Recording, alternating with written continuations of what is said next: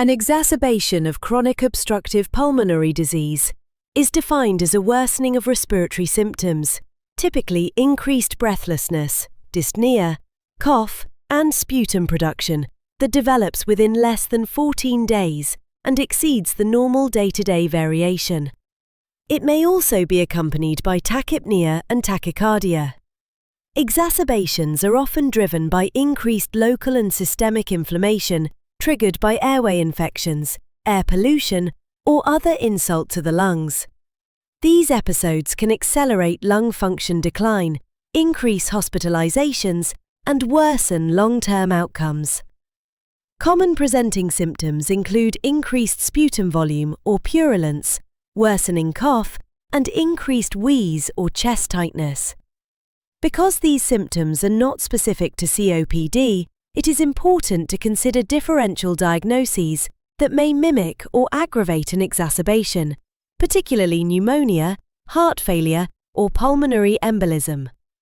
Careful assessment ensures accurate diagnosis and appropriate management. According to Gold 2025, exacerbations of COPD are classified by the level of treatment required. Mild, managed with short-acting bronchodilators only. Moderate, requires short-acting bronchodilators plus oral corticosteroids with or without antibiotics. Severe, requires emergency or hospital care and may be accompanied by acute respiratory failure. Gold 2025 also references the Rome classification, which provides a more structured way to define exacerbation severity at the point of contact. According to the Rome classification, to move from a mild to a moderate exacerbation, 3 or more of the following 5 variables should exceed their established thresholds. 1. Dyspnea, a score greater than or equal to 5 on a visual analog scale. 2. Respiratory rate, greater than or equal to 24 breaths per minute. 3. Heart rate, greater than or equal to 95 beats per minute. 4. Resting oxygen saturation, less than 92%, or a fall of greater than 3% from baseline. 5. C-reactive protein, greater than or equal to 10 mg per litre. Additionally, a moderate exacerbation may show hypoxemia, PaO2 70 to 80 mm of mercury on arterial blood gases, if the test is available. A severe exacerbation shares the same symptom and vital sign thresholds as a moderate one, but is distinguished by blood gas abnormalities, showing hypoxemia and/or hypercapnia and acidosis, specifically PaCO2 greater than 45 mm of mercury and pH less than 7.35. However, it's worth noting that not all primary care facilities may have immediate access to perform C-reactive protein testing or arterial blood gas analysis. In such cases, the use of Rome criteria should rely primarily on clinical judgment and the tests that are locally available. Most mild and moderate exacerbations can be managed in primary care if the patient maintains oxygen saturation greater than or equal to 88 to 92% on room air or usual oxygen therapy, shows no confusion or drowsiness, is hemodynamically stable, has adequate home support, and responds within 48 hours to initial treatment.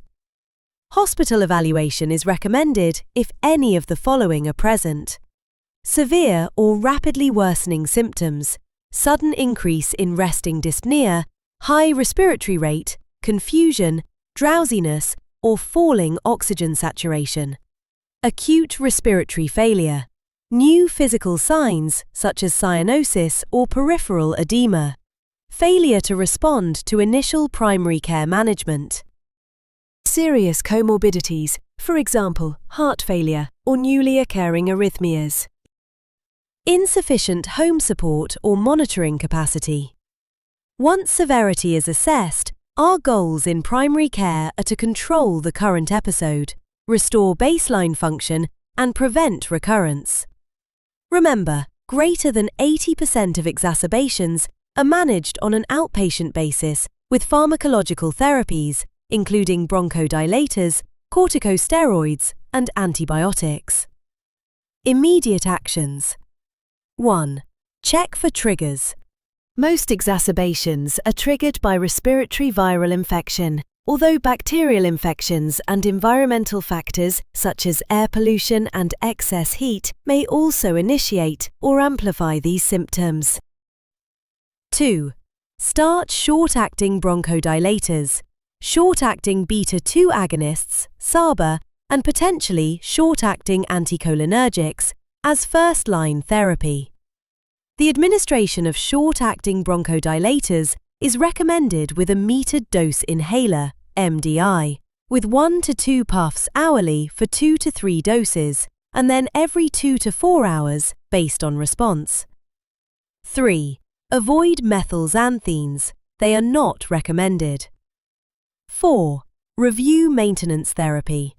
If not already on long-acting bronchodilators, initiate them.